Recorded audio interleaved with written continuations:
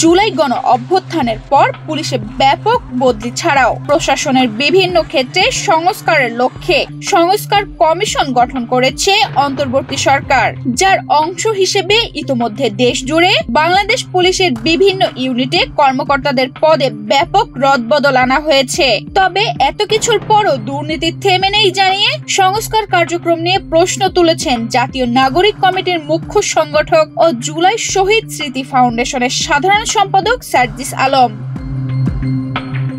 28 December শনিবার বিকেল 5টা 31 নিজের ভেরিফাইড ফেসবুক আইডি থেকে দেওয়া এক পোস্টে সংস্কার নিয়ে প্রশ্ন তুলেন তিনি। সেই সঙ্গে প্রশাসনের শৃঙ্খলা ফেরাতে শুধুমাত্র বদলি কার্যক্রমেরও সমালোচনা করেন জাতীয় নাগরিক কমিটির এই মুখ্য সংগঠক। পোস্টে সার্জিস আলম লিখেছেন, শত শত পুলিশ এখনো থানায় টাকা খাচ্ছে, সেসব বেহায়ার রক্তে দুর্নীতি তাদের শাস্তি না দিয়ে কি করে সংস্কার করবেন, শুধু বদলি করে? হাস্যকর।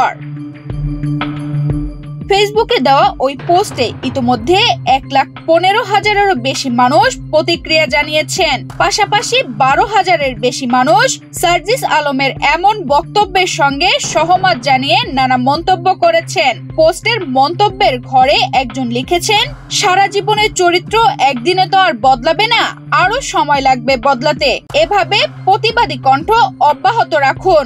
এমডি সাজিদ নামে আরেকজন লিখেছেন, আওয়ামী লীগের নেত্রীরা পালিয়ে গেছে, কিন্তু আওয়ামী লীগের দোসর রয়ে গেছে এখনো, এদের কঠিন শাস্তি হওয়া দরকার, তারপরে দেশ সংস্কার হবে।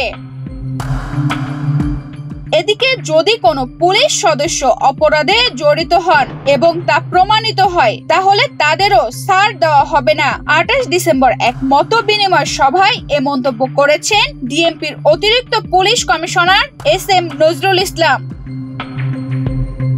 তানজিদা রহমান ইনায়া, বাংলাদেশ প্রতিদিন।